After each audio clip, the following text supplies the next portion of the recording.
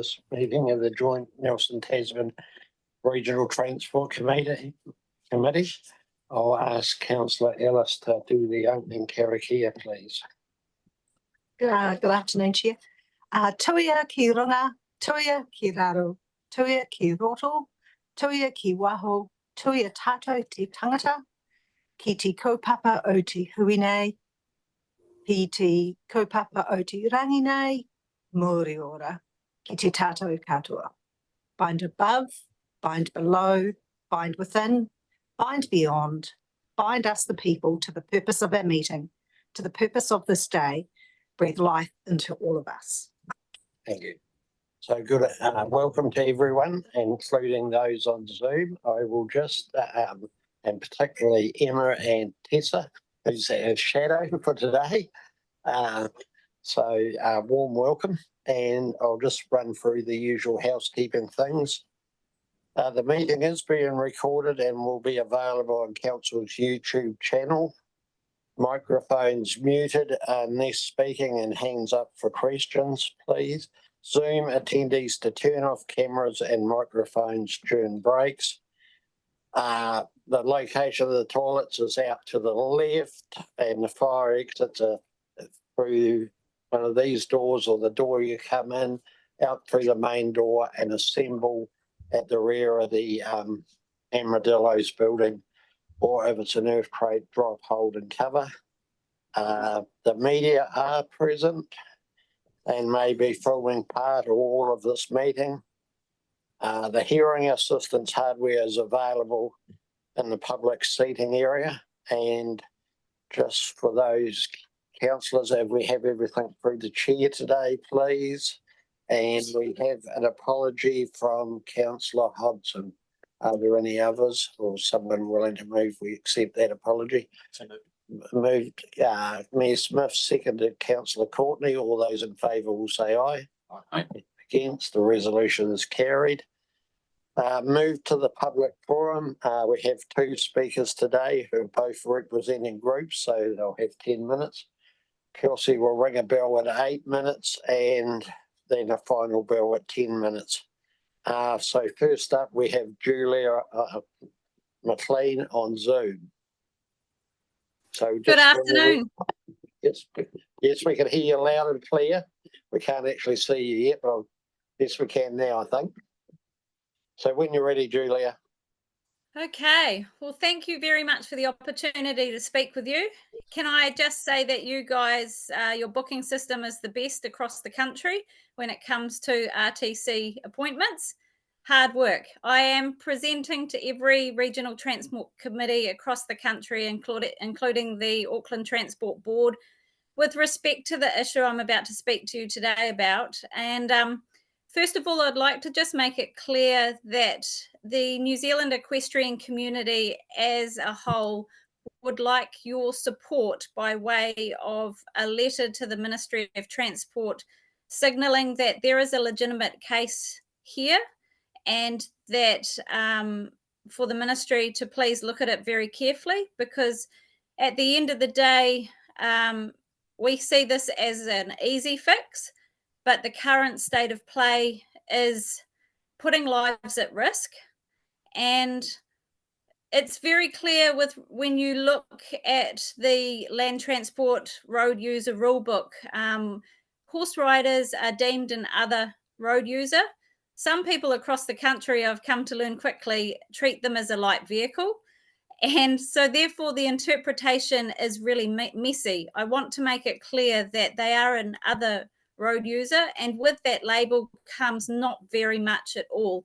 With respect to road safety messaging, road education, there's diddly squat across the country, and I'm sure you can think to yourself, when did you ever see any messaging?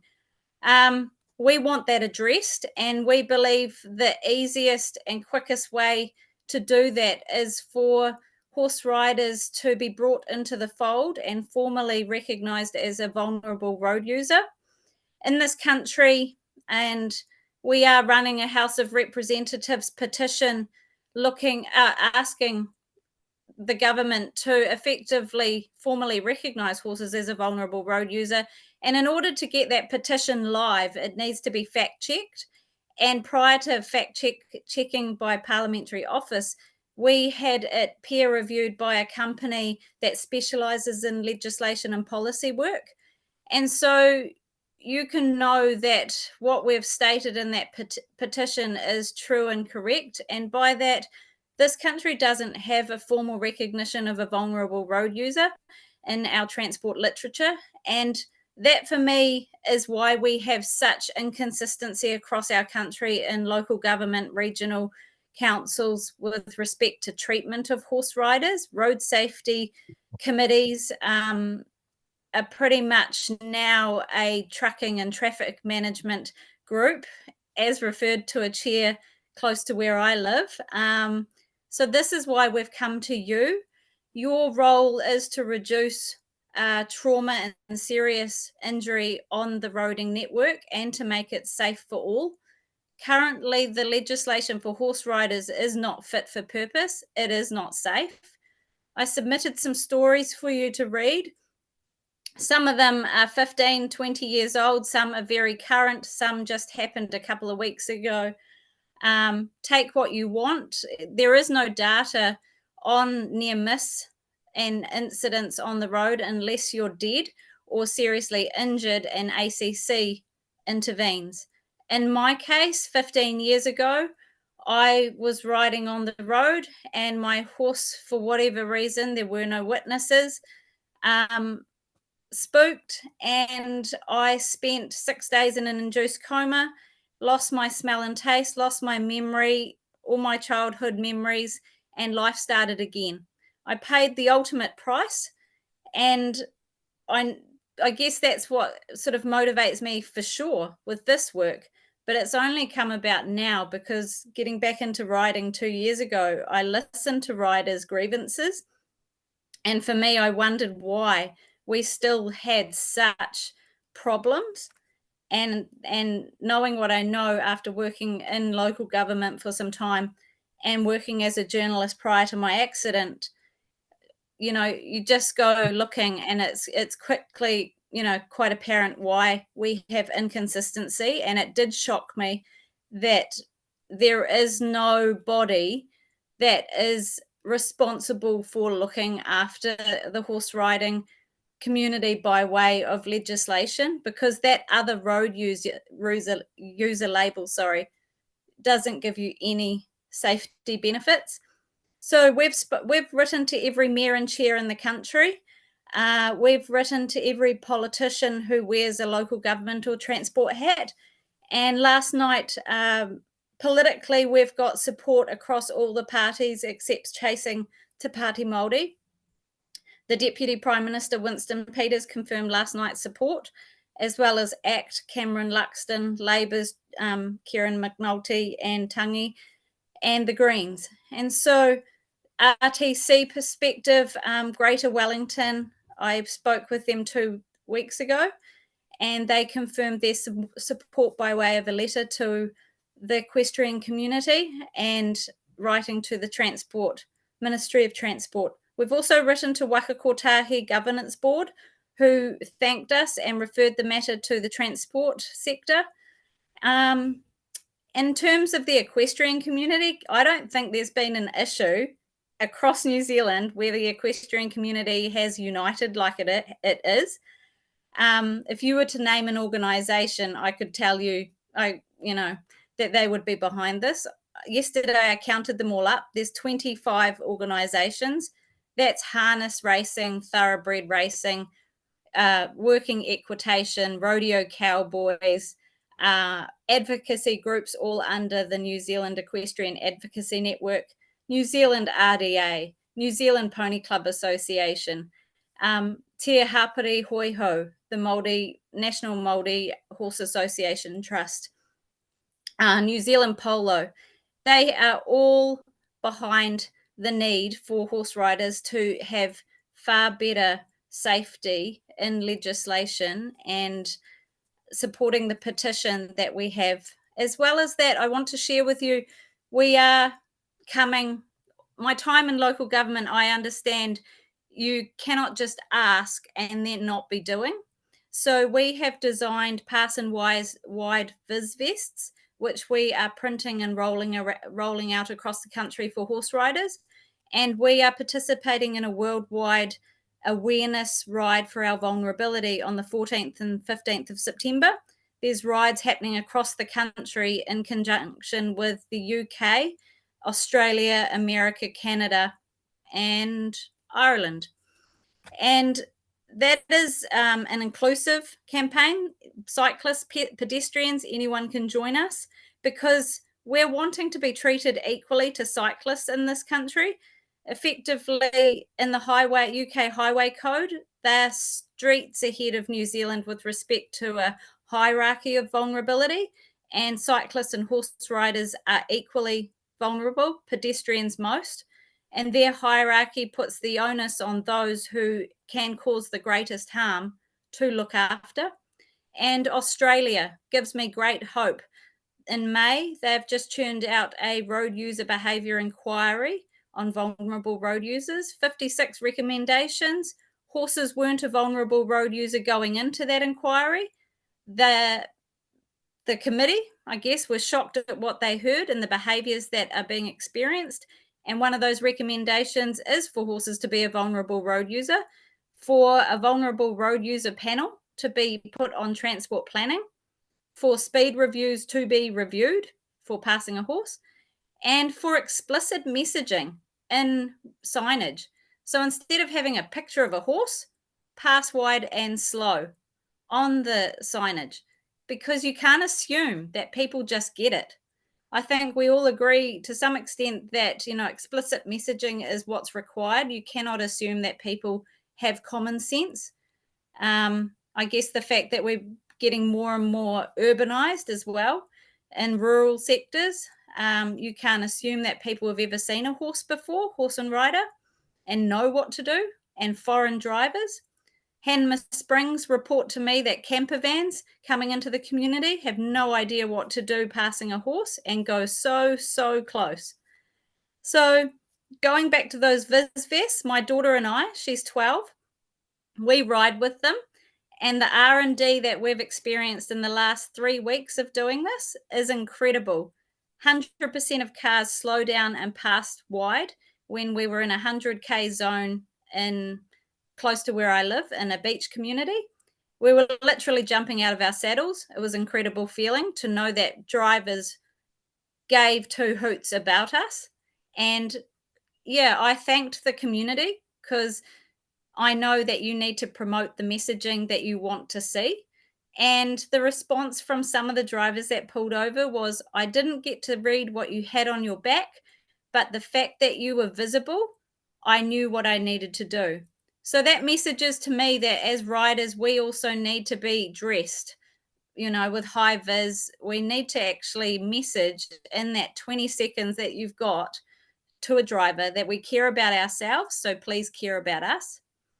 Yeah, I don't know what more I can add other than you do have the ability to support a huge sector of community where there is a big gap in legislation that can easily be addressed and amended, and will go a long way to reducing the amount of fear and near misses on the road that have been talked about for years and years and isn't acceptable. Thank you, Julia. That's well timed. So just over 10 minutes. I'm not sure if you heard the bell or not. So thanks very much. Thanks very much for your submission today. Really do appreciate that, and we'll take that on board. So thanks very much. Much appreciated. Thank you for your time and all the best. Thank you. Now, Kate, if you'd like to come up to the table, and Pam. And you've heard me say to Julia, 10 minutes. Kelsey will ring the bell at 8 minutes and 10 minutes. Tēnā koutou katoa. Pam Henson and I are here to represent NILSUST, a community group advocating for sustainable transport. We have about 220 members and over 1,000 followers. Cam will talk about buses and I will talk about the target for reducing transport emissions. At first, I thought this was your target, as I'd read about it in your document, the Regional Land Transport Plan, the target of 47% reduction in transport emissions in the next 10 years. But then I realized for this target to have any chance of success, it needs to be ours, understood and adopted by every adult in the Nelson Tasman region. We all would have to understand that despite our increase in population, our transport emissions need to go down by nearly half. It's clear to us at Nelsast that not many people planning for the next 10 years have any such target in mind. Quite the reverse. Their planning assumes that most people will drive to most destinations in their mostly fossil fueled cars. My first picture, please. Look at Nelson Junction, a new retail development far from population centres and not on any bus route. The car parks being provided are massive. The new supermarket, not shown here, has a huge car park, no smaller than other supermarkets in the region. All these businesses are assuming that virtually all customers will drive there from a long way off. Next picture, please. Then look at residential developments. For example, here in Wakefield, these sections for sale. Assumption here, most movements out of the home will be by car. All new houses, I bet, will have a double garage. Now look closer to home. Next picture, please. Once again, at your document. Looking at the top line, we see that the Hope bypass will have a negative impact on the environment and is poor value for money. A previous priority, the Rocks Road pathway, which would have helped achieve the target, has been dumped. All these three examples have the next 10 years firmly front of mind and will influence that period. None of them takes into account any target of reducing transport emissions. It's time to make it clear to the public what our target is as a population and how we can together achieve it. I think if everyone realized that we've given ourselves an amazingly ambitious target, they'd be more willing to accept the necessary changes to get there. You hear people moaning about the changes in Richmond to make biking safer. What you don't hear is, oh, well, it's all in a good cause. We have to leave our cars at home in order to reach the target. Here's what Nelsast suggests. First, intensively promote the target and every quarter provide an update on the level of transport emissions across our region so we all can see the trend. Some sort of public readout of current transport emissions in relation to the target should be displayed in every population centre. Then ditch the Hope bypass concept and revamp that intersection in a way that will help reduce emissions. Reinstate the Rocks Road pathway. Include Nelson Junction in our bus routes. And complete the east-west cycle link. This serves 6 Nelson schools, and the more parents allow kids to bike to school, the less congestion will hold up traffic at peak times. This term time congestion is causing problems for our buses.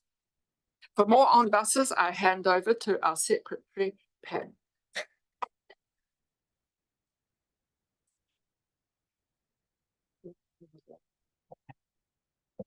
Kia ora koutou. Thanks, Kate.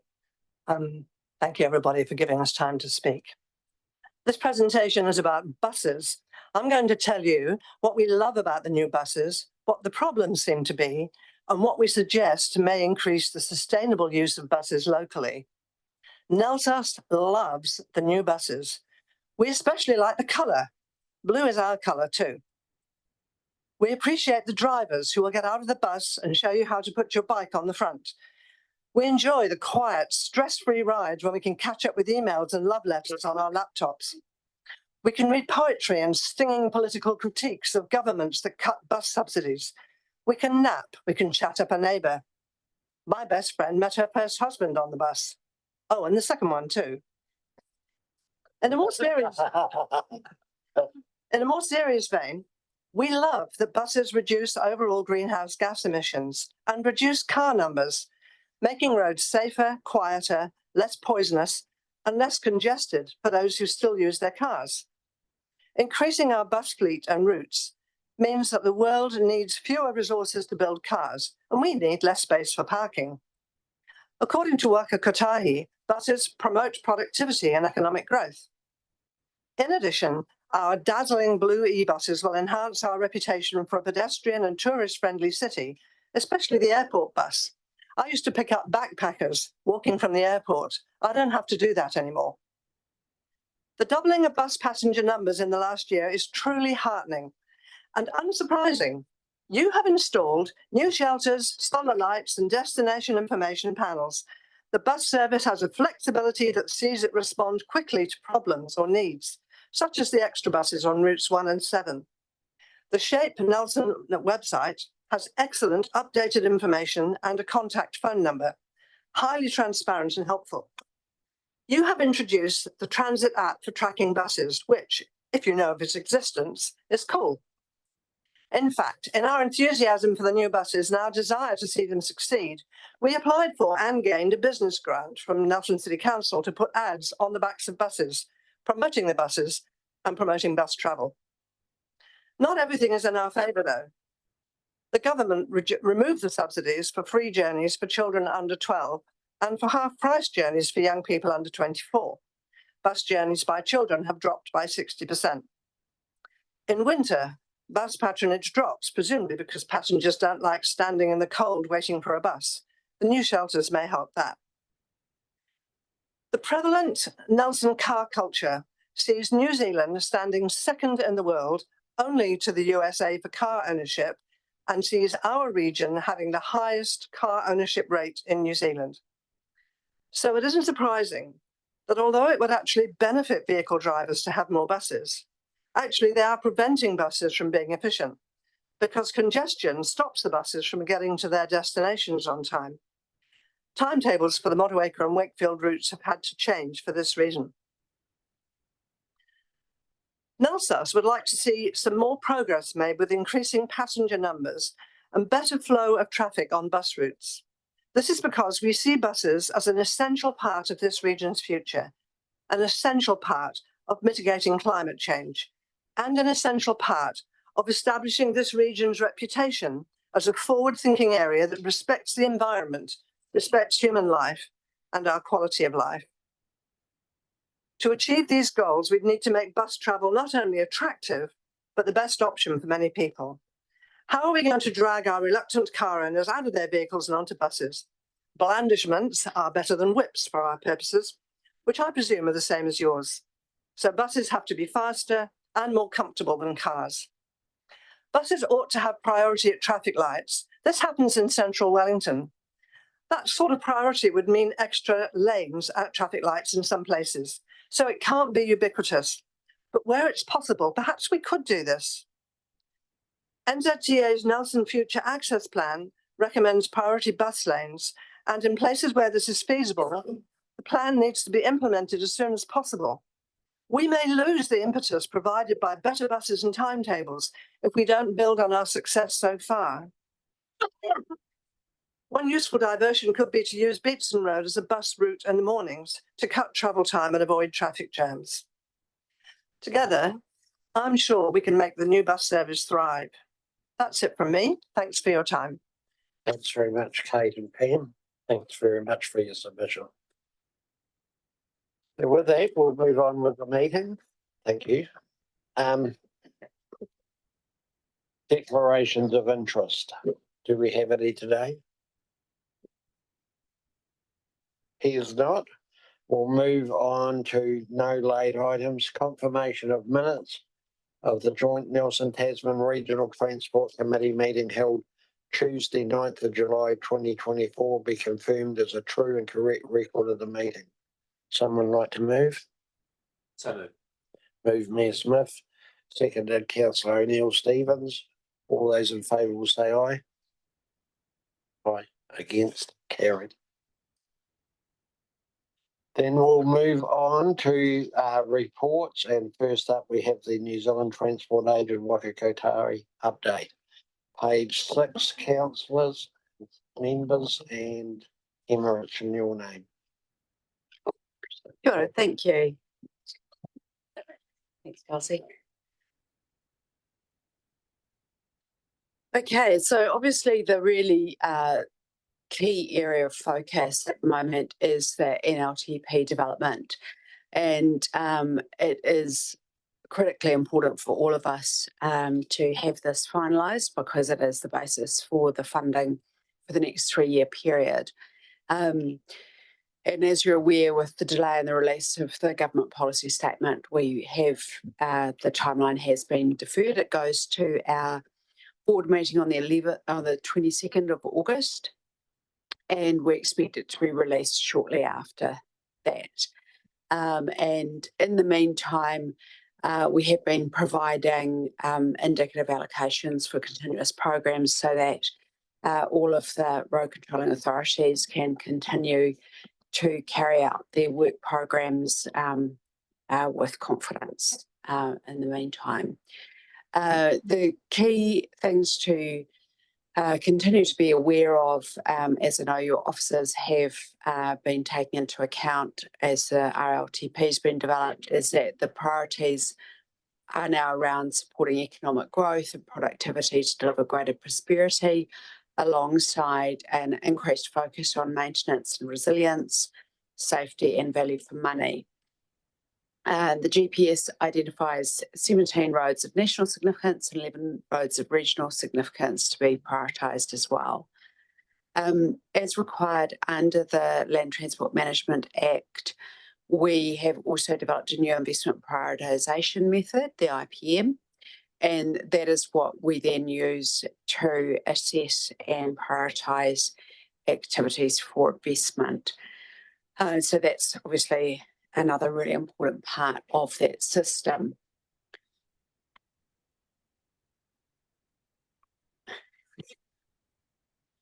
Oh, now there we go. Roads of national significance are identified in this chart, and so these have been signalled in the GPS. They obviously are a very significant program of work, and so part of what the Transport Agency is now doing is looking at how we move quickly on the initial set that are under investigation that had already been started, and also start to make progress on all of the remaining ones as well, but also consider the market's ability to respond, to start getting initial market soundings, and to work through how we integrate such large capital projects with our ongoing maintenance and management of the existing road system. So we are looking at a 10-year pipeline of work, and this aligns well with the other advice and information we have coming through from the Infrastructure Commission and others, that is really highlighting the need for certainty and longer term pipelines of work to help us develop and then maintain capability in industry for these projects. And all early planning for all those projects will be underway by, actually it says June 2025, it is likely to be before that, and with some construction starting within the next 3 years. And there have been some other announcements since these slides were developed, for example, on the corridor north of Auckland and the importance of moving on that. Thank you. That's probably a good point to stop for questions at this stage. I've just got two questions, Emma. On the previous slide, you made reference to the investment prioritisation method. Is that an update of a tool that was previously used, or is it a new tool? And how does it relate to the previous notion of cost benefit ratios and those sorts of tools for determining NZTA's priorities? So the investment prioritisation method is required to be reviewed at any time the GPS is updated, because it then the GPS sets the broad criteria that we are required to consider. The IPM then takes that down to a level of detail and granularity to assist all road controlling authorities to provide the right sort of information, and that is what allows us to then determine which activities get ranked very high, medium or low. So that it goes, it's done afresh, but it will have some similarities and consistencies with earlier ones, but will reflect the new priorities in the GPS. And can you just explain its interrelationship with the tool previously referred to as a cost benefit ratio? Is that included within? Cost benefit ratios are included in all of these, and so we have a essentially a toolbox of how to do cost benefit analysis for the purpose of the National Land Transport Fund. And second, just a very quick question. I got very excited on the last bullet point of the current slide when it said we'll begin early planning for all projects by June 25. Obviously, we have a substantive interest around this table on the Hope Bypass. Is that saying there will be early planning work begin on the Hope Bypass prior to June next year? That's correct. Thank you. Now, lost the ability to move forward again. All right. Okay. Yes. So that's yes, the Hope Bypass is included in that for that early planning, and we're continuing to. We'll obviously be talking to the region some more as we go through that. Wonderful news. Yep, no, really good. Thank you. Just see if there's any other questions before you move on in. Councillor Dowling, did you have a question? He's there, isn't he? He didn't? Okay, thanks. No one else is? Carry on. Thank you. As you are obviously aware, and was a subject of the last RTC meeting, the Ministry has been consulting on setting speed limits and on the draft land transport rule, and that closed during July and is now sitting with Minister and Ministry to complete consideration of that consultation feedback and to finalise the rule. So any further comments or questions can go directly through to the Ministry of Transport on that. And we don't yet have a timeline for exactly when that will be released, but it will be sometime later this year.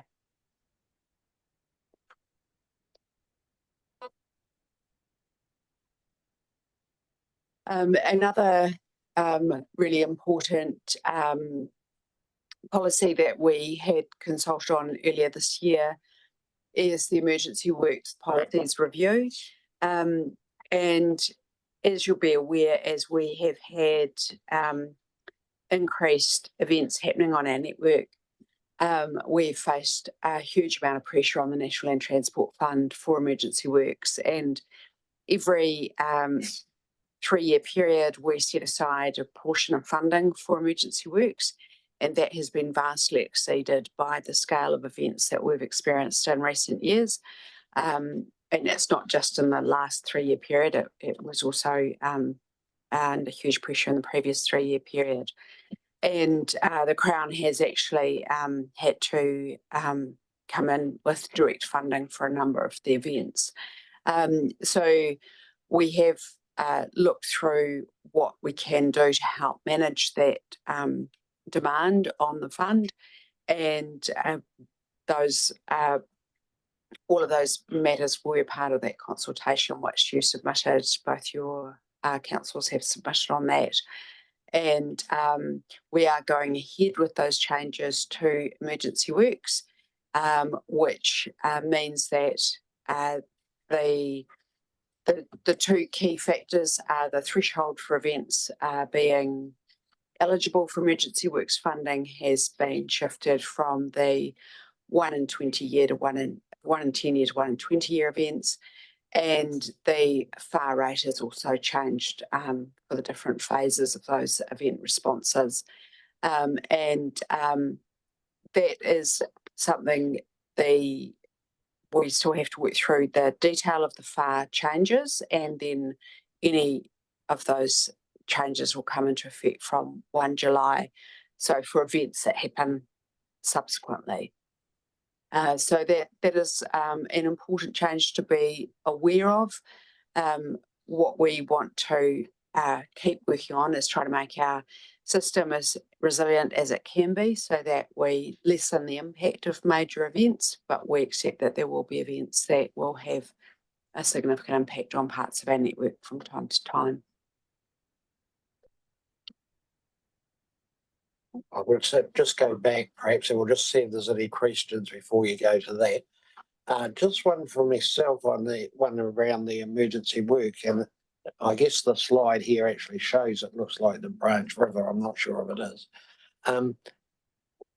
If a bridge is taken out, will the new criteria be applied, or will it just be a matter of urgency, get the bridge replaced quick as we can?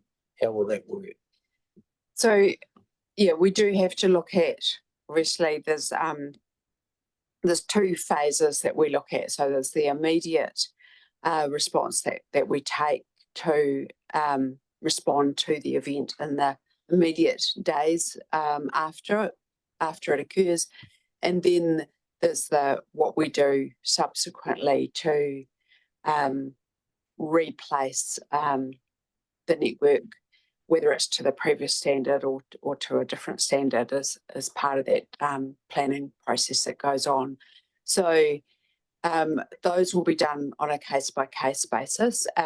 So we still have to work really closely together on how we do that and who funds it, and on the scale of event, because it has a big impact as well. So as you can see in the North Island weather events, for example, where we have had to put Bailey bridges and other things in place, we do that really quickly as part of the response phase, and we have those available to us in order to be able to do that. But to permanently replace any larger structures, we'd have to go through that process of determining exactly how to fund it. Thank you. Anyone else have any other questions? Just, Emma, I just wondered if we could go back to the speed limit one as well. I had a question on reflection around that. So this is more about the new policy. The question I frequently get asked is about when will we see the ability to put speed limits up on NZTA roads, particularly, and how will that process work? Is that dependent on the legislation you're talking about here, or is that a separate process? So this is the rule, so it's not a legislative process, it's a rule. So the rule itself has transition provisions so that they set out what needs to take place, so which steps have to be carried out in order to change any speed limit. And in the draft that went out for consultation, it essentially said that changes made since 2020 would automatically reverse unless the steps set out in that transition process are taken in the meantime. So again, we obviously need to wait until we see the final rule and then determine which process we follow as a result of that. There's also in the rule the ability to set speeds at 110 for new expressway standard roads, and again there's a process to be followed for that as well. Thank you. Councillor Butler, you have a question? No. Oh, thank you. Yeah, just in relation to the consultation, will consultation that took place some years ago, when before speed limits were on state highways were actually reduced, will that consultation be taken into account when it comes to communities? Because I understand that if communities really want the speed limit to not be increased again, then that would be considered. So how will they determine the response of the community to that possible raising of the speed limit again, given that extensive consultation was done in places? Based on the draft rule, we would have to run a new consultation process, and that consultation process does, again, in the draft rule, specifically highlighted the importance of getting input from the people who regularly use the road and from freight users and so on. So we would have to run a specific process for that purpose.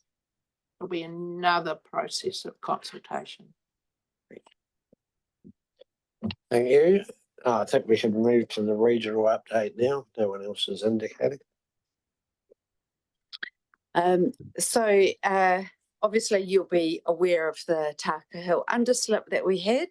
Now the good news is that the areas that we've previously repaired have stood up very well to the rain events that we've subsequently had. So we're very happy about that, but obviously we have another event here that we have to take great care about and look to repair as quickly as we can. So the good news, I think, in this is that both for ourselves and also for the communities that use the hill, we're vastly more experienced at managing through controlled traffic movements on the hill, and by and large I think we're having really good compliance in terms of people using the hill. The investigations have gone well. They've done the geotech work and the design work is all underway, and they're aiming to get stuck into the full repair process so it can be completed before Christmas and all of the extra load that the road faces once everyone's heading over there for their holidays. So that looks to be on track, and really happy with that, and we'll continue to manage that alongside the other summer program of works that we have for the Taka Hill. So we do have some reseals and other maintenance work that we need to look at there. And again, we'll keep working with the regular users and keeping in touch with people about how we manage that, and some of the closures that we do, as we did last summer. So we know that the community is really wants to see that fixed as quickly as we can. So we'll do our best. Pothole prevention, as you will have noted in the GPS, there is a very strong focus on pothole prevention and 24-hour response for almost all potholes once they are notified, and looking to, as much as possible, enhance those repairs at the time. We do face real challenges, as you'll be aware, in your own road network through winter, and it can be really challenging in some sites to get repair that's able to withstand weather and heavy traffic. But again, being very responsive to those.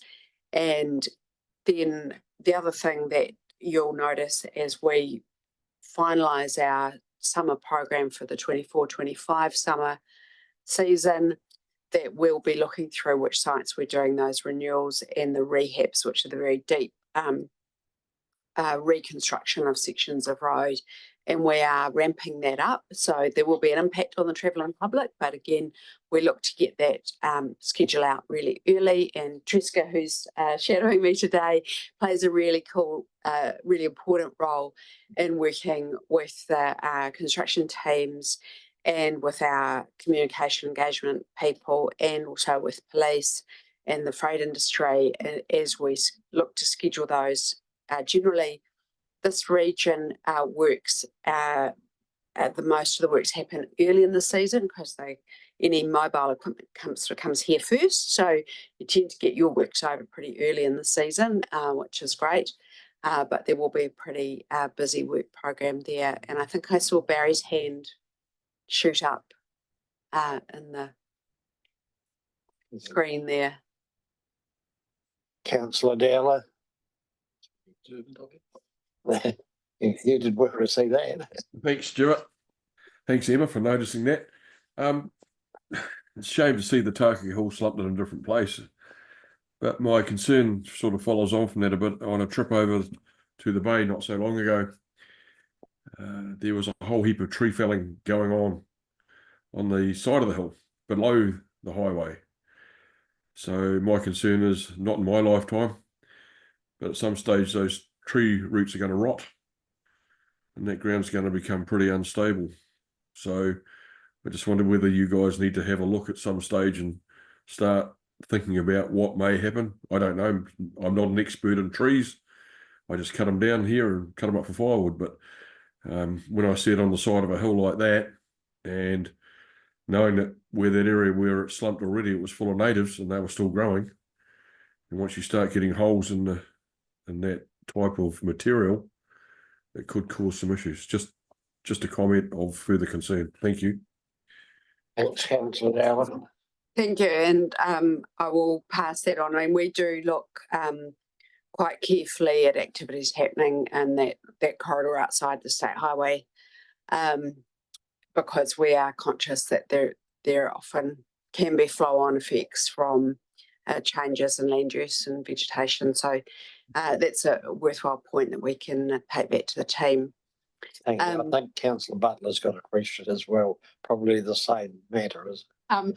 Yeah, I understand that the Takia Hill community want to see the trees above the road stay in place because, you know, there's a worry that if those are cut down, then as Councillor Dallas says, there'll be you know, there could be more slips, but I think that's actually a geotechnical issue that would be quite good to get, you know, some actual information for the community about that. But my question was actually about something else, and it's about the weight of trucks and whether or not the increasing weight, whether the allowable weight of trucks is going to increase, and whether or not that's likely to be having an effect on the stability of the Tākaka Hill or not. There are, you know, trucks like articulated trucks with rock on are going over the hill, which of course is a massive weight. But it would be just good to know whether or not the weight allowable in trucks is actually going to be increased as policy, or whether it's going to stay the same, and whether or not it actually, I'm not expecting an answer now, but it's just something that I think there's a concern about. Yeah, look, I'll take a note of that. As far as I'm aware, there is no proposal to increase the weight, obviously. It is something that we are very conscious of, and it's one of the reasons that we have in our State Highway Investment Plan to upgrade our commercial vehicle safety centres so that we can be working very closely with the industry to monitor the weights of those trucks and ensure that the ones that are licensed to carry heavier loads that are distributed over multiple axles are in fact, you know, obviously all complying with that. We have new technology in some of our commercial vehicle service centres, safety centres, where we have the ability to weigh those trucks while they're driving along the road, and so we only need to pull over the non-compliant ones in our new really high-tech centres.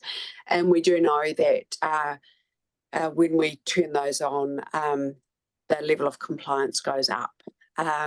So it is something really important for us. We don't want overweight vehicles on our network. We do want the trucks that are appropriately designed for heavier loads to be the ones with those heavier loads. So we can certainly look at that. If there's any more information that would be helpful, I'm very happy to talk some more about what we can provide for you. And finally, there we've got state highway operations. So that's as I mentioned, this increased focus that's in the GPS on our pavement quality, and so we are seeing you know, quite an intense programs across the country for those rehabs and renewals that we need to do to lift the overall standard of the pavements.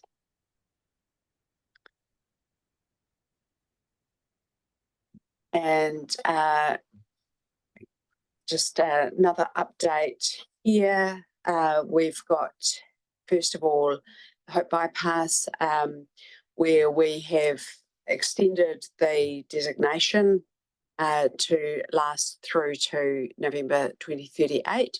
And that really enables us to do the planning work and then schedule that in appropriately once we have the whole RONS program ready to go.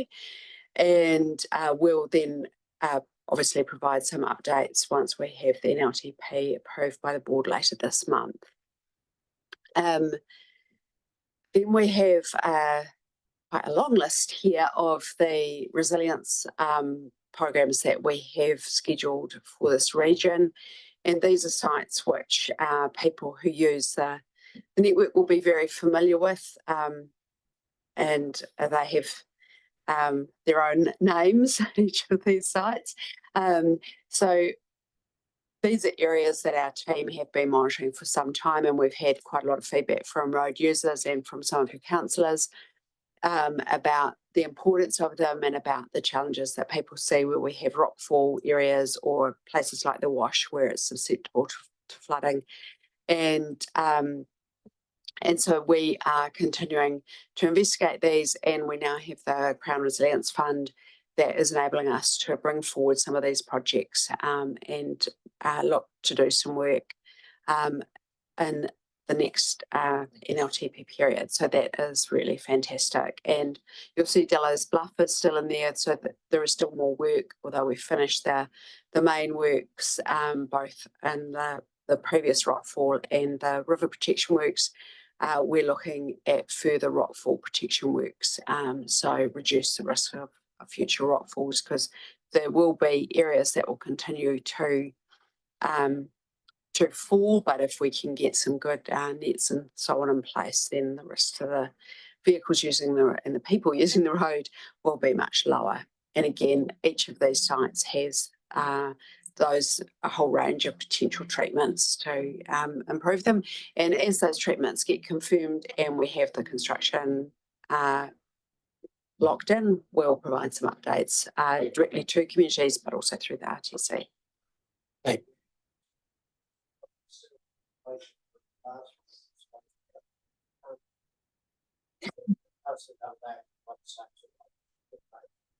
But the containers, are they going to be on the Microphone, please. Oh, sorry. Are they going to be removed in the longer term? Is that what you're talking about, the nets, I'm taking it? Yeah, that would be our goal, is to remove the containers, and they are, and I know you would have probably seen the photos of having some rather large rocks hit them, and that they did a very good job there. So the goal is that if we can get the right mix of protection in place, then we can remove those. But in the meantime, they're doing a good job. Yes. Yes. Thank you, Mayor Smith. Emma, flowing on to the next part of the agenda is about public transport. High level of interest in Nelson in the Millers Acre bus hub. What influence can you have in Nelson City Council's discussions with NZTA about access to the funding assistance for that project? So the critical thing there is, firstly, obviously we have to have the NLTP confirmed, and the because as part of that, the board has to make decisions on how much funding it sets within each activity class, and therefore how much funding is available for projects. And then providing all of the relevant information has been provided from, in this case, Nelson and Tasman councils. Then we can look at that's an improvement activity under the public transport activity class. And so then we can look at it and assess it against the other activities that are competing for funding. The advice I've had from our officers is that your officers have been working through all of the necessary information, providing all the necessary information. And so that then just needs to go through the process once we have a decision from the board on their funding available. One of the frustrations, always, and it's a problem within council and it's a problem with government, is different parts of government being coordinated. Now, the Nelson City Council is receiving $36 million through Kāinga Ora for the Infrastructure Acceleration Fund. But that project is quite connected to the bus interchange, in that for us to be able to deliver on that project, we need to relocate the bus hub. Is there any mechanism by which we can get the board and NZTA to take a bit more of that cross-government view? That is, I've got one arm of government saying, get on and do Bridge Street, here's $36 million, and we can't do it unless we move the bus hub. But I appreciate that the Infrastructure Acceleration Fund is separate and outside the gambit of the direct responsibilities of NZTA. So my question is there any advice in working with NZTA how we can get an appreciation of the connectedness between the different arms of government to ensure that a sort of an overall government investment approach is taken around these sorts of initiatives? So generally speaking, we will always do our best to work with other sources of funding, but we do have some constraints in that our funding can only be used for transport outcomes as set out in the GPS. So there are times when different sources of funding or the timing of different funding doesn't align well with what we can decide to do. But the best thing to do is for officers to be extremely upfront with us about what is happening from those other funding sources, when it's coming online, and the impact, and so that where we can take it into account, we do. So again, I think the team has been really upfront and transparent with us about what's happening more broadly in the region. And as I say, once the decisions about the available funding have been made, then we can look at the specific funding request. And just a final supplementary on this one, what's your best advice for council as to our advocacy in that area? Is the decision about whether the Millers Acre bus hub receives FAR likely to be one that would get to Simeon Brown as minister? Or No, is it that likely falls to get within the board's the board? responsibility. Is it likely to get to the board itself, or is it more likely to be made by officers of the board? I just want to know where I can focus both my and the Nelson City Council's lobbying effort to try and secure support. There's two levels of decision here. So the first one that the board needs to make is the funding available for the activity class within the bound set and GPS, and that will then determine how much funding is available for new activities versus already committed activities. So that first decision will be part of the decisions made on the 22nd. They will then essentially, that then authorises a series of subsequent decisions about funding for the highest ranked projects that sit below that. So depending on the scale where the delegations sit, most of those delegations will sit either, some will go up to the board, others will be made by officers, and generally speaking, that there's a scale. I can't tell you right now exactly where that line sits for the public transport activity class, but they're all made under the powers of the board to determine funding under the National Land Transport Fund. Thank you for your advice. Councillor Courtney. Thanks. Thank you, Chair Stewart. Officer Emma, I want to go back to the Hope bypass, and you shared good news with us there in respect of the planning work commencing earlier than we just anticipated. I'm keen to know if you're optimistic about the starting of construction on the Hope bypass, 2030 plus. is a sort of bit disconcerting, really. Have you some sort of indication as to, it's sitting at the top of the list there, have you any indication at all from your experience that this could be contracted back in time, the timeline might be altered? Will that work? It's really unwise to ask me if I'm optimistic because I'm permanently pessimistic. Having Bring us but- a wine next time. But I do know that everyone who works in the transport sector appears to be eternally optimistic. So sometimes I have a bad fit. There's a number of things here.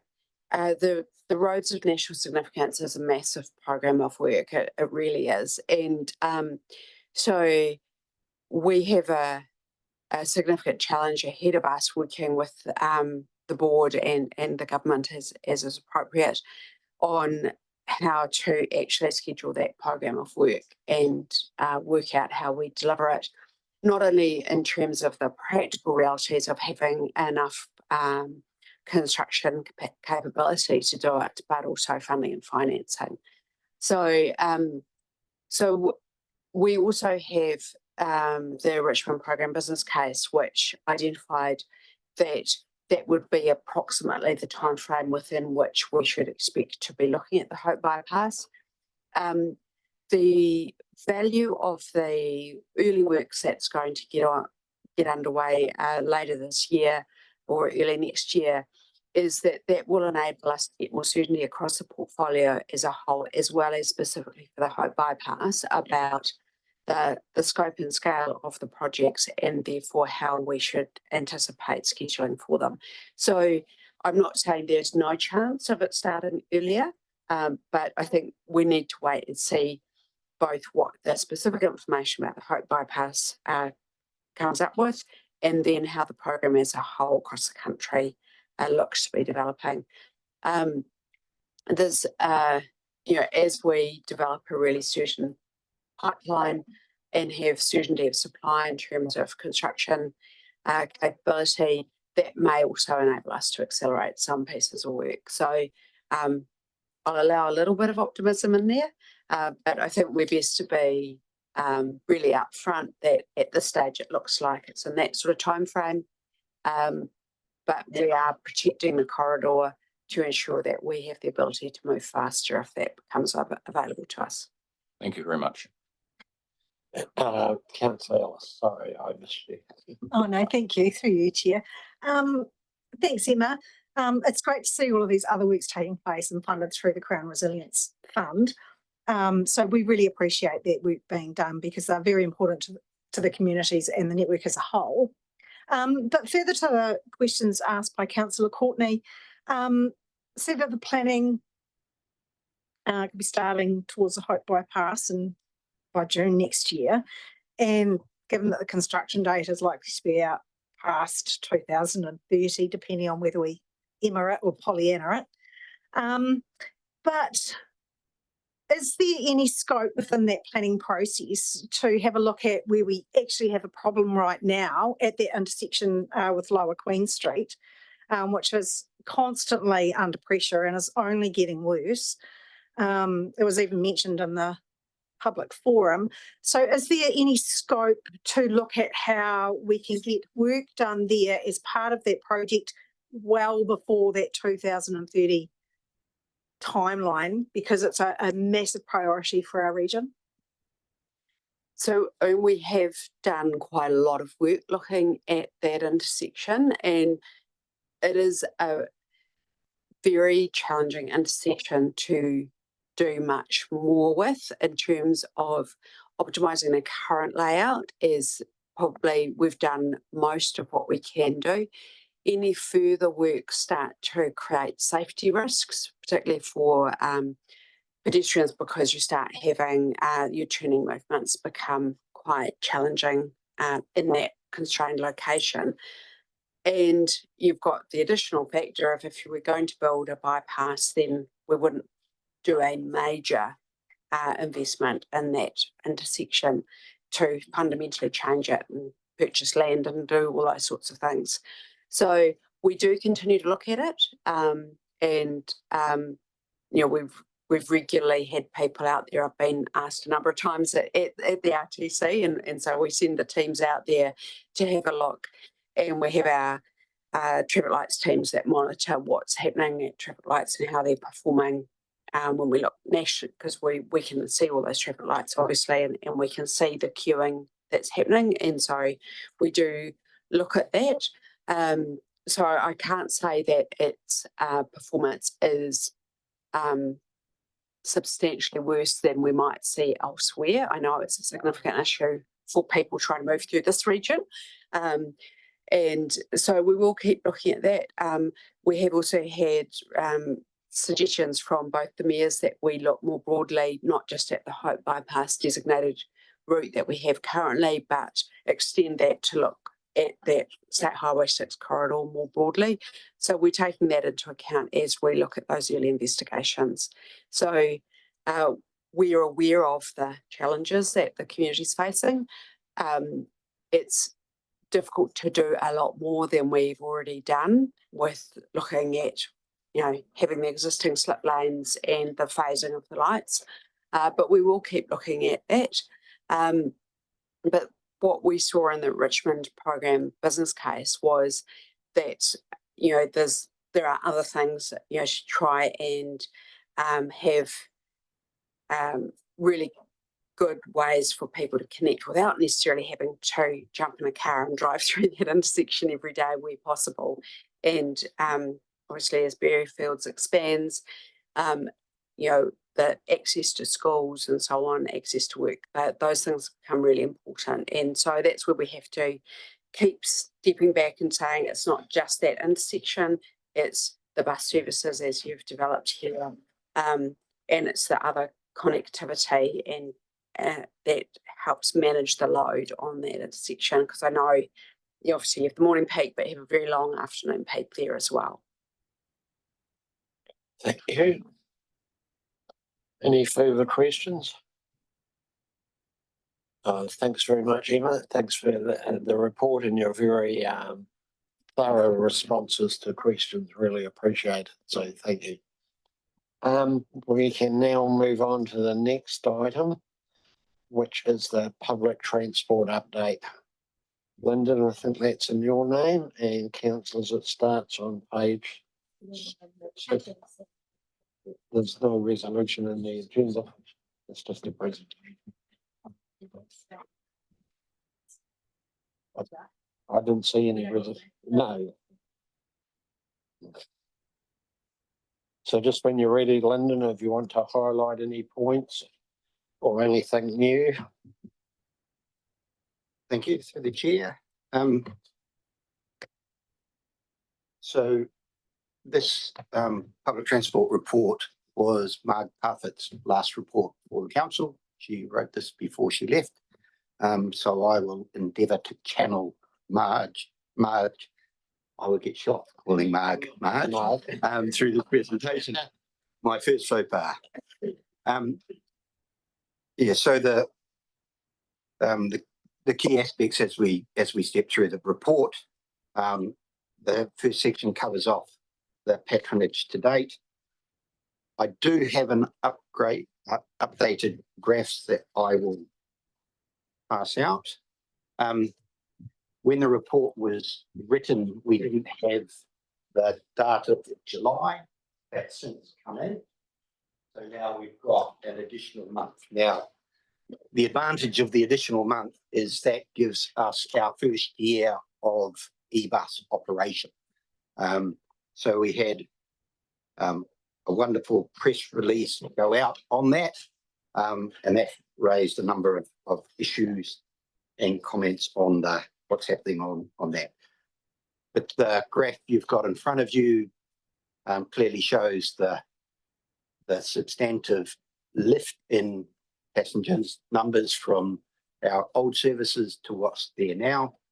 And with that extra month does give you a little flip and step in the patronage in July from last month. So it's good, the references to the numbers in our press release about the the first year, they're reflected in those graphs. So that bit of additional information, I think are quite well worth it. One of the points that was raised was the reduction in child patronage. That's the under 12, 5 to 12 age group. You may remember that when the Ukraine war broke out, there was a fuel crisis. Government reduced road user charges and at the same time introduced what was to be for 3 months these additional fare reductions in public transport. Those were carried on through the budget, but they were finished in May this year. That involved 5 to 12-year-olds travelling free. And strangely enough, if a bus goes by and you're a child walking, then there's a real incentive to get on that free bus service.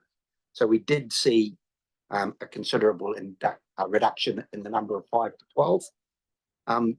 But if you look at the patronage data, you'll see over that month, there was an overall increase in passengers using the bus from the previous month.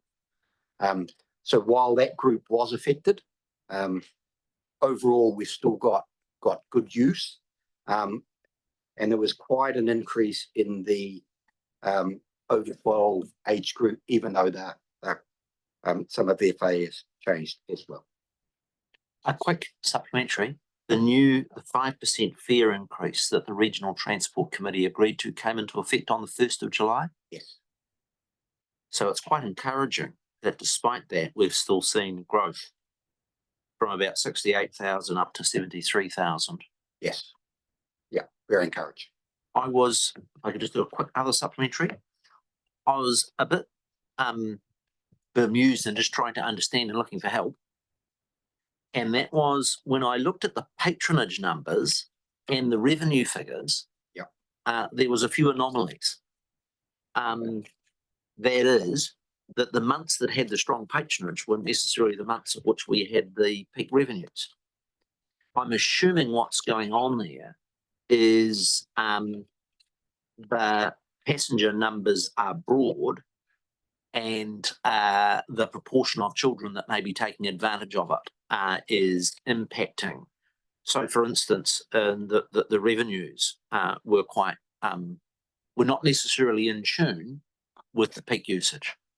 Yeah, so when you try to do that correlation, we need to understand how many passengers were riding that month, included as patronage, but weren't actually paying a fare or were potentially paying a half-price fare. So that's probably the lack of alignment that you're seeing there, but we can have a scan for that and provide some feedback on that aspect. I was just on page 20 of the report. I'm just trying to understand. You've got a beautiful pie chart, very good explanation of overall volumes.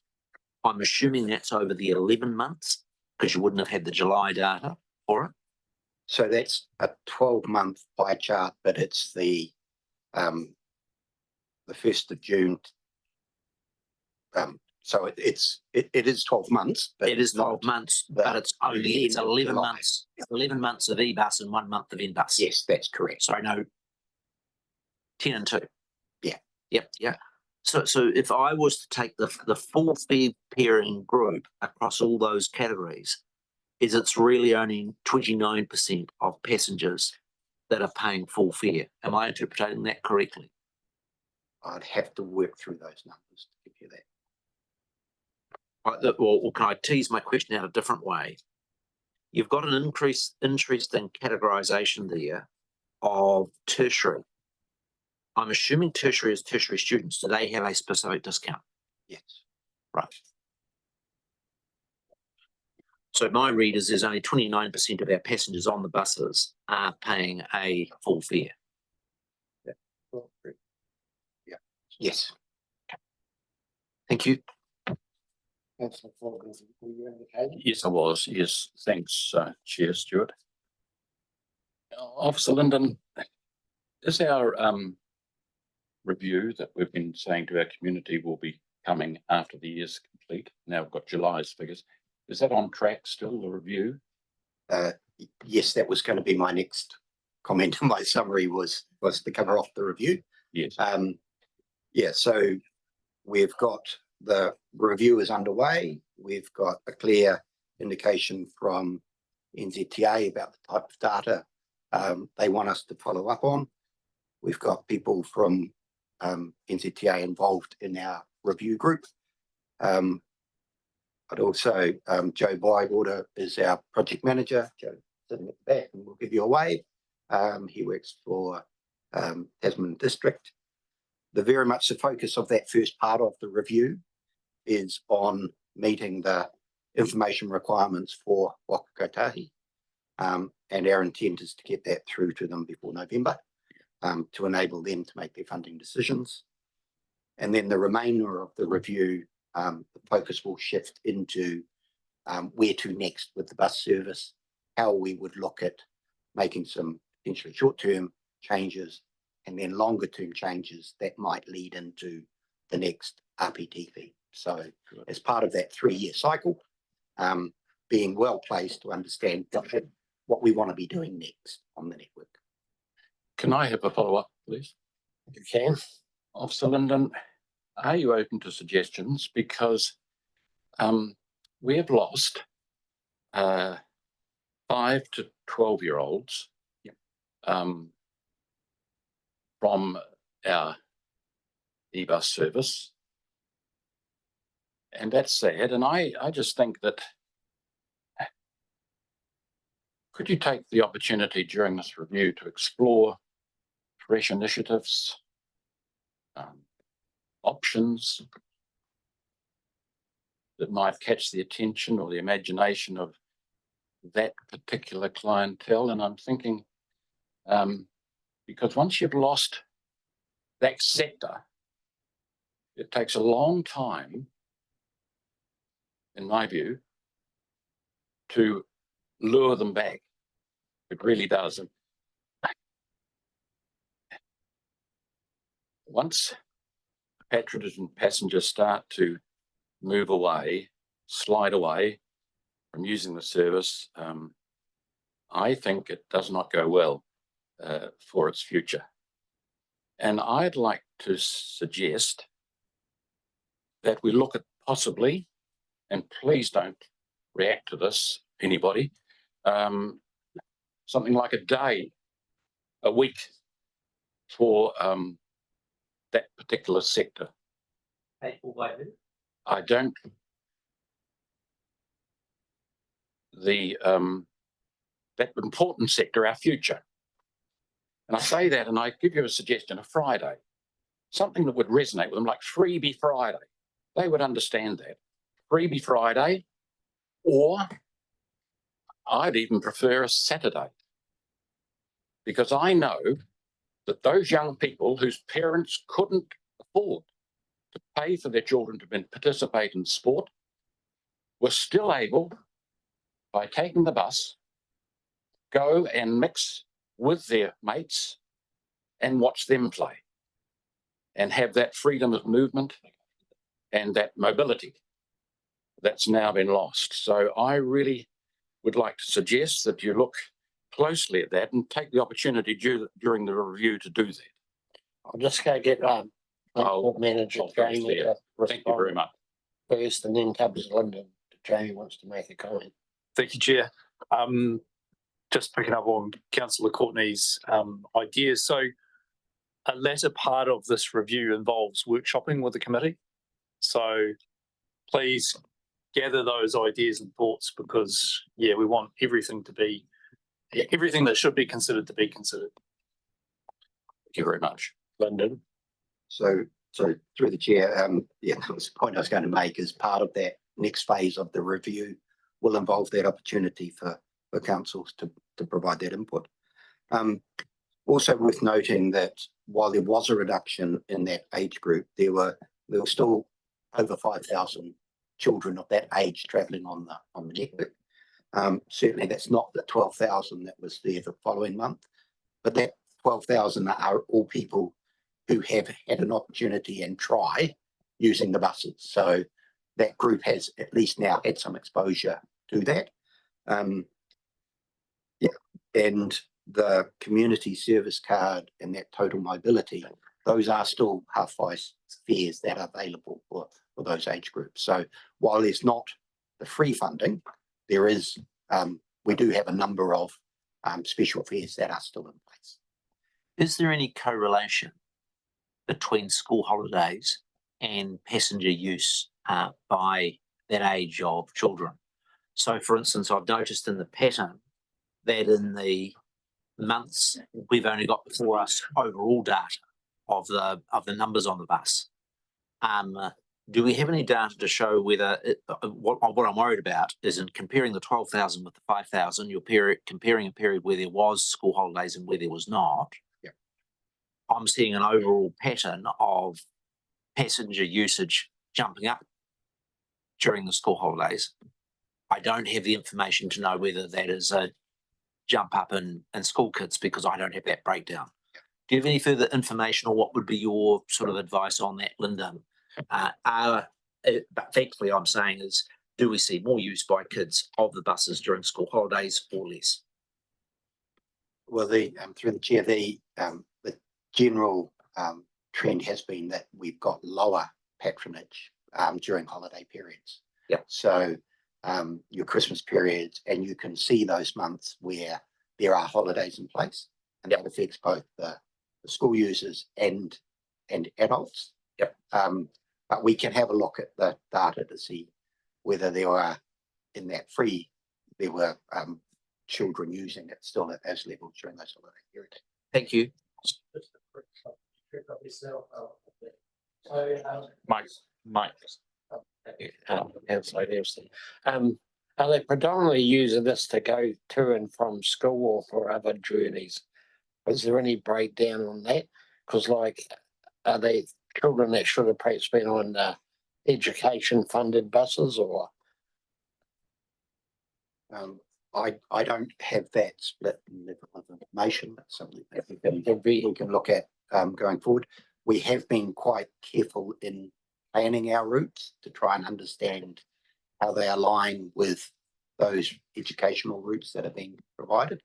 They've got some pretty strict criteria about when they provide those services. I'm well aware of that. Clearly, my experience on the bus that comes in from Motueka in the morning is there are a large number of students on those services. Thank you. Councillor Neil Stevens, finally get to you. Yeah, just on that page 20, total patronage by fare type. Just trying to understand, I'm assuming green SGC is Super Gold Card, is just what is the senior? We've got 1.2% down as senior. Is my assumption that is people with a Super Gold Card concession loaded that are riding at peak time, so pay, is that? They might be seniors that haven't got the gold card yet. That's exactly it. So it's they're in that age group, but they're not using or operating the Super Gold Card. Okay, and so Super Gold Card obviously entitles to free off-peak travel. If you're someone who has a Super Gold Card concession loaded and you're traveling at peak time, where is that captured in this patronage? Like, would that be tagged as still Super Gold Card, or would that be tagged as adult fare? I'm sorry, I'd have to seek advice on that. Yeah, I want to make sure we get our numbers right if we're going to say what percentage is full fare paying, just understanding that some concessions are time-based as well. Yes. Yeah, it's a good point. But before 9 and after 3 and not, aren't they? Right. Anything further? And I think you're still doing your introduction, aren't you, Linda?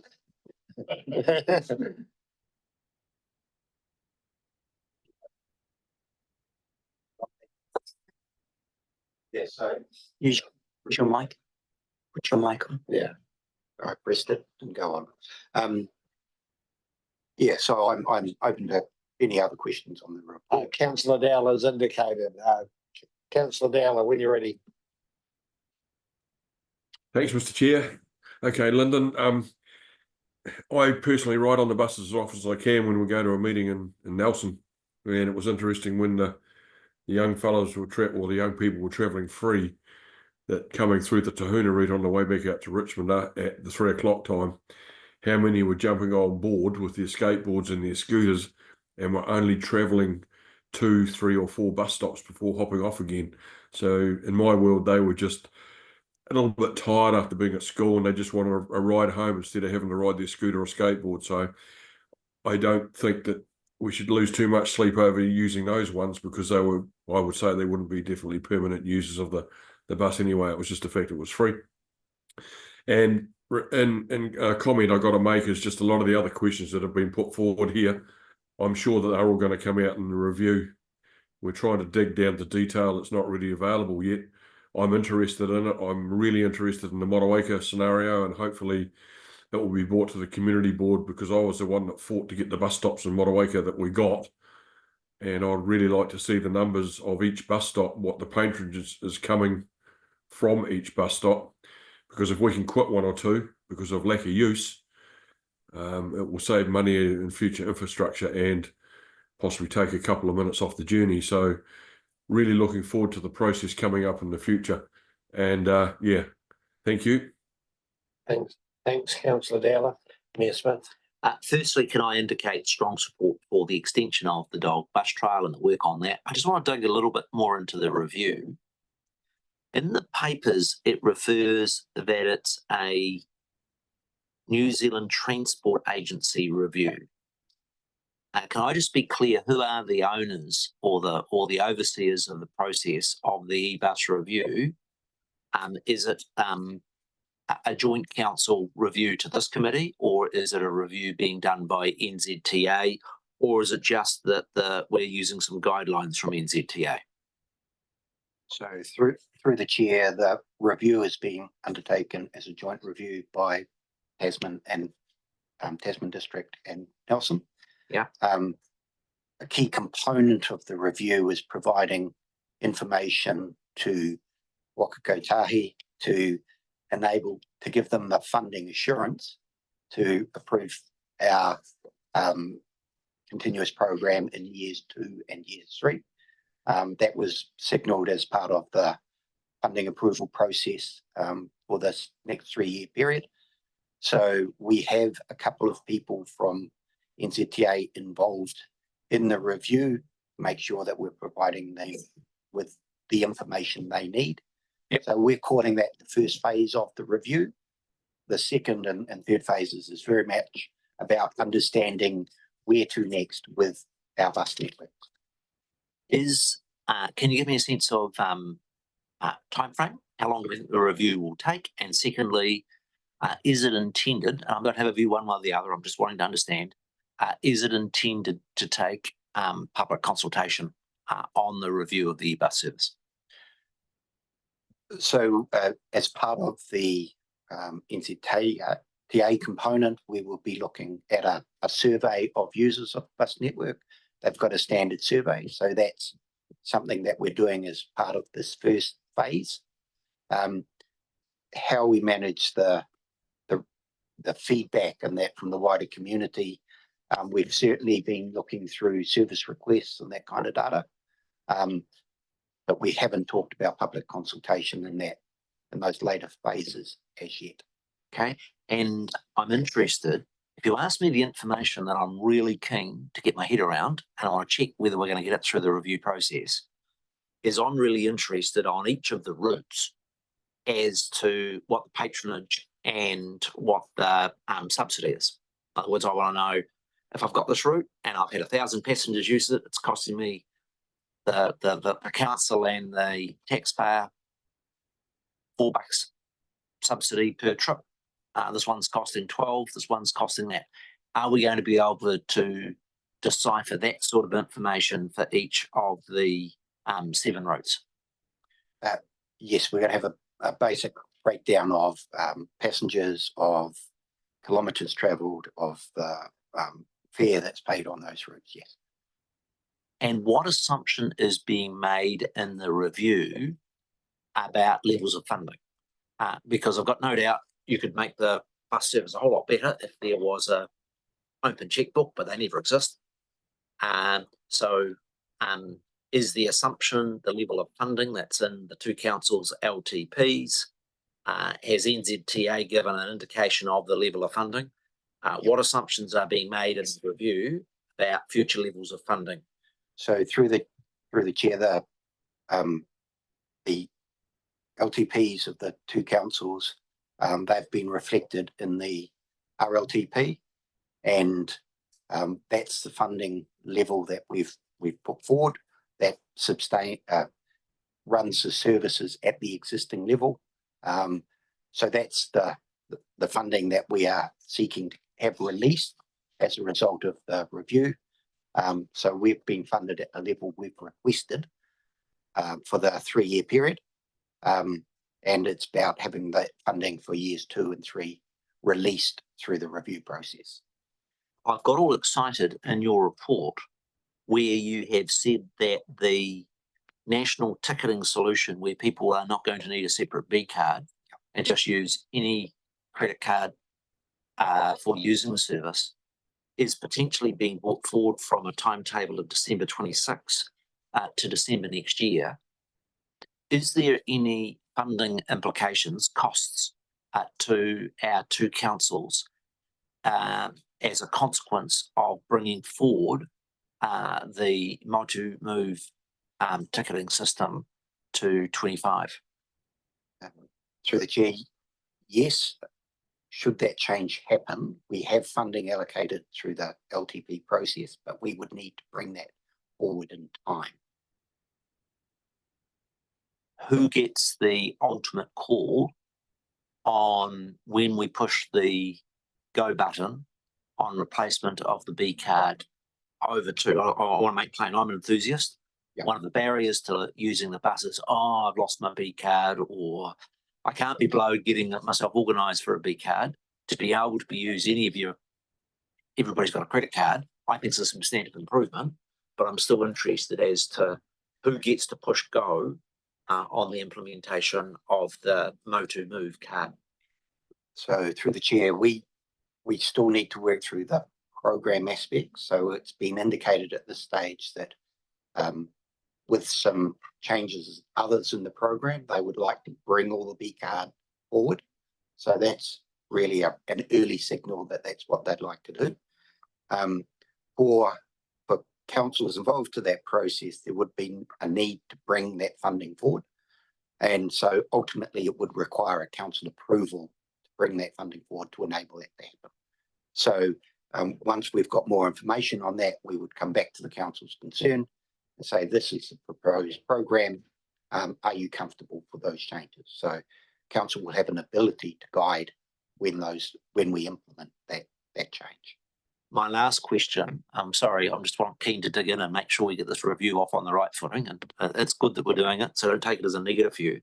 What opportunity is there for Suburban Buses as the operator to give feedback into the review? Now, they've got a vested interest, they run the commercial business, that's true, but they'll also have a practical perspective on what routes they like, what routes have got good patronage, times and those sorts of things. Is there an opportunity for the contractor, Suburban Buses, to provide feedback and input into the review process? So through the chair, we're currently talking with them because a lot of the data we needs to come from them. And as we move to additional phases of the review, we will engage with the operator because they've got the best understanding of what happens out there on the network now. Thank you. Sorry for those series of questions, but it's important to get this thing going good. Oh, thank you, Chair. No, that's all right. I've got 3 quick things, hopefully. I just want a couple of clarifications.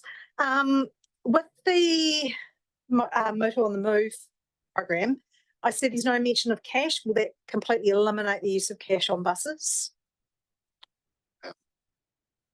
Through the chair, I'm not aware of the implications for cash, so we can find that out as we develop it. Yep. Thank you. And two, we've raised in the past after what happened with Stoke on Demand and the cost, what the cost wound up being per trip.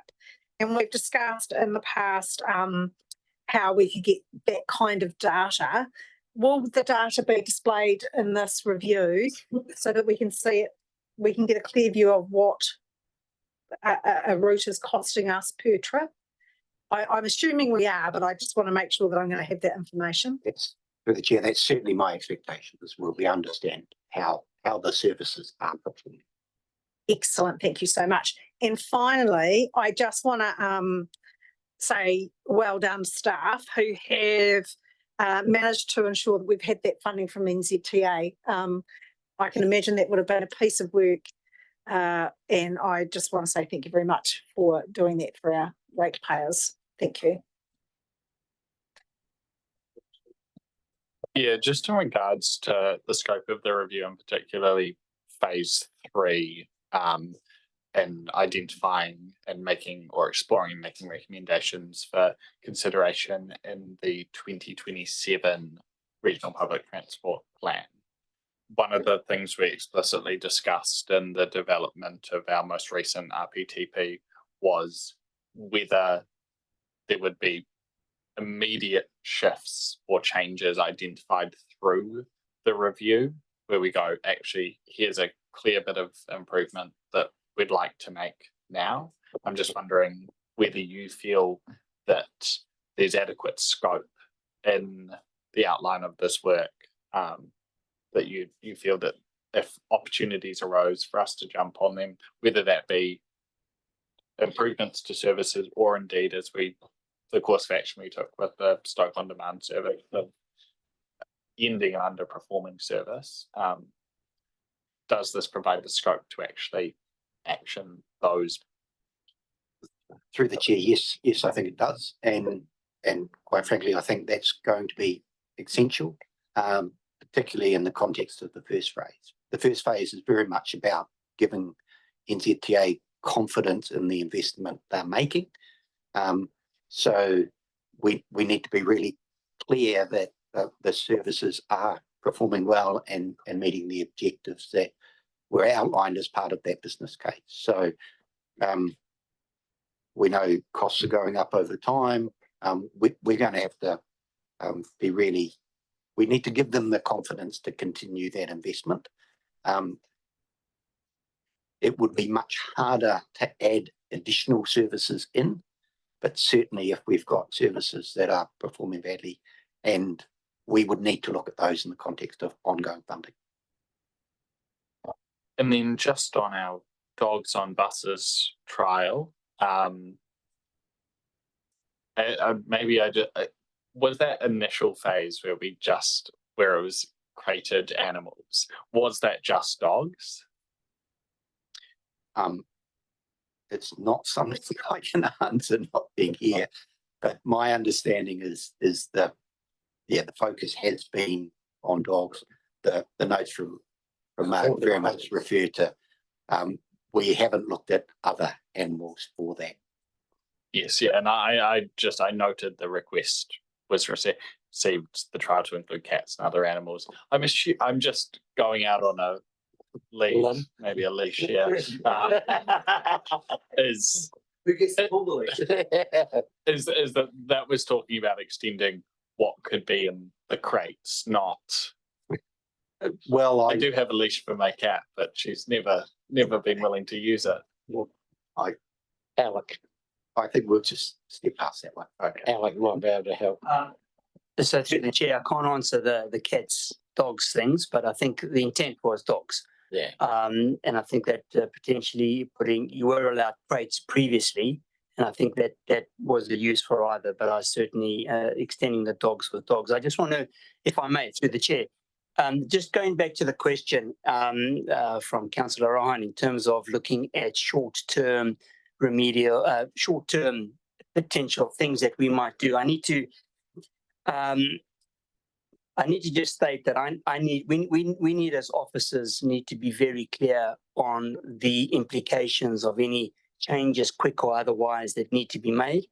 And before I will be bringing that back to this committee, I will be insisting, and along with TDC, that we undertake the full analysis and not rush into anything, because we have a tendency to try and make things better, sometimes, especially with PT, at our own detriment. And it's easy to do things, but it's harder to claw them back. And I just stress that we need to actually know exactly what we're dealing with, and both ourselves and the committee needs to ask us the hard questions before we actually implement anything. And we also need to be cognizant that short-term decisions may have medium to long-term decisions that we haven't thought of. And then we again get ourselves mired in that difficulty of clawing back services, which is very, very difficult. And I just wanted to make that point. I'm very reassured by what you have said, Alec. And I'm not going to be critical of the budget overrun, given the scale of pressure that there was on staff and the huge challenge of implementing the new e-bus service. But equally, I think the Regional Transport Committee needs to be clear with staff, and that is, it was a big gulp to take on that extra cost. We did ask to heavily scrutinise the budget figures for this financial year that we're now in, and if there are to be any tweaks or the like, then we need to have a high level of transparency about those costs. And equally so, if you as a new officer coming in start seeing numbers that are worrying, the Regional Transport Committee would want an early heads up. So we accept during the transition and the introduction, huge challenge and no criticism. But now we're sort of more into status quo. I share all of the cautiousness that Alec has expressed in going forward. Yeah, Councillor Dowler. Yeah, thanks, Mr. Chair. The elephant in the room for me is the road user charges that are coming in. We know that they're happening. There's no choice. The review, I don't think NZTA is going to subsidise road user charges because that's their source of income. I could be corrected, but I doubt it. So the fare holders or the fare payers are probably going to have to step up and pay that little bit extra for the road user charges on the buses. I'm sort of mucking around with numbers here. I worked it out at roughly just use $1 a K for each bus. So every 5 passengers on a bus for 1 kilometre, it's another 5 cents. It doesn't take long to add up. But anyway, I spread over the whole thing, but I just like the review to also, because we're going to have to make this decision through the RLTP to suit both councils' annual plans, probably next year, because that's the road user charges will come in halfway through the financial year from memory. So I'm just putting it out there that there's work to be done on that as well, which is actually can be incorporated in the review to find out what we think is going to be needed, but it doesn't affect the NZTA funding in my world anyway, but maybe it is different. Thank you. Mayor Smith.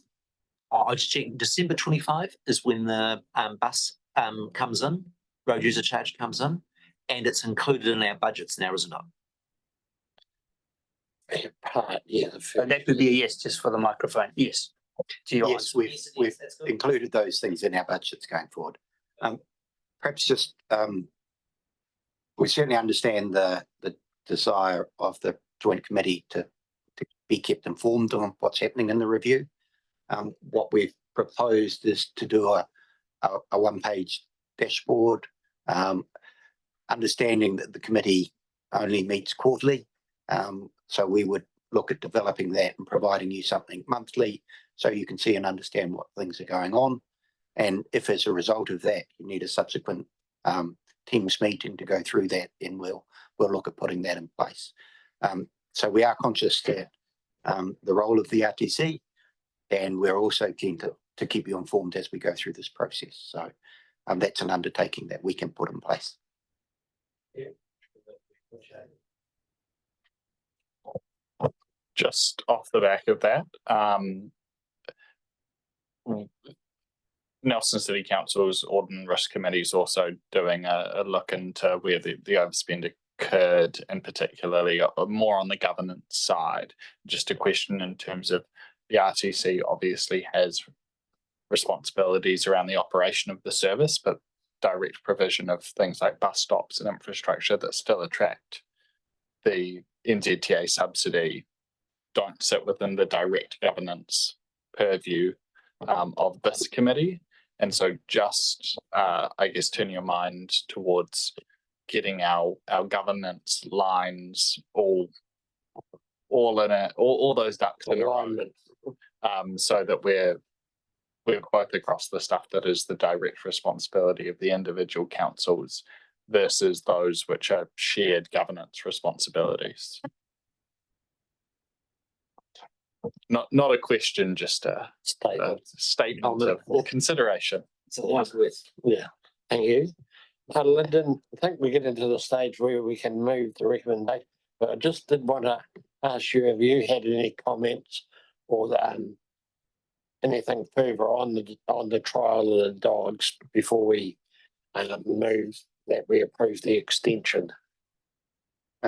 No further comments from me, Chair. I just very much, we do have a review that provides us an opportunity, so it just makes sense to pause decisions on those kind of aspects until that review has been completed. So thank you.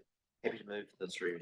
Through the chair, I've just had if I may, I've just had an email from somebody in the know, and that the provision for animals only includes dogs. So it's just dogs. Thank you. So Mayor Smith, you're moving the. I'm happy to move the 3 recommendations. Thank you. Do we have a seconder? Councillor O'Neill Stevens. Any further discussion, debate, comments? If not, I'll put the resolution. All those in favour, please say aye. Aye. Against, resolution is carried. Thank you, Lyndon. I think that nearly brings us to the end, does it, Jamie? Yeah. Do we have a volunteer to do the carrot here? Happy to oblige. Mayor Smith, thank you. Tuia Karanga, Tuia Ki Roro, Tuia Ki Waho, Tuia Te Roto, Tuia Te Hitangaka, Karanga Te Po, Karanga Te A, Hunie Huie Tai Kia. Thank you all for your attendance and enthusiastic input, and we'll see you at the next scheduled meeting.